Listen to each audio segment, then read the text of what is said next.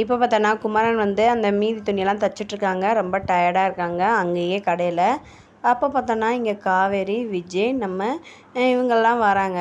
அப்போ பார்த்தோம்னா நம்ம காவேரி, கங்கா, விஜய் வந்து இங்கே குமரனை பார்க்குறப்ப குமரன் நல்லா தூங்கிட்டுருக்காங்க. அப்படியே என்ன செய்கிறாங்கன்னா நம்ம இவங்க விஜய் சொல்கிறாங்க, வா கங்கா நம்ம போயிடலாம், காவேரி அவங்க 2 பேரும் பார்த்துக்கிட்டோம் அப்படின்றாங்க. கங்கா வந்து நம்ம குமரனை பார்த்தோன்னே என்ன செய்கிறாங்கன்னா குமரன் வந்து அப்படியே மயக்கத்திலேயே ஒரு மாதிரியா தூங்கிட்டுருக்காரு ஒரு டயர்ட்னஸில். அப்போ பார்த்தோம்னா நம்ம அப்படியே பார்த்துட்டு நம்ம கங்கா வந்து என்ன செய்கிறாங்கன்னா கண்ணிலேருந்து அப்படியே தண்ணியாக வருது. அந்த தண்ணி வந்து அப்படியே பட்டனே எந்திரிக்கிறாங்க. எந்திரிச்சோன்னே பார்த்தோம்னா என்ன இங்கே வந்திருக்க அப்படின்ற மாதிரி சொல்கிறாங்க.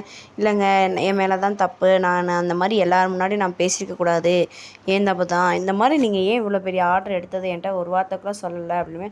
ஆமாம், நீ சொன்னால் மட்டும் நீ புரிஞ்சுக்கிற போறியா, உன் வாழ்க்கையில் நான் வந்தனால தானே இவ்வளோ பிரச்சனை அப்படி இப்படின்னு சொல்கிறப்ப, இல்லை நான் தெரியாமல் பேசிட்டேன், நீ மன்னிச்சிருங்க அப்படின்ற மாதிரி 2 பேரும் ரொமான்ஸாக செமையாக பேசுகிறாங்க.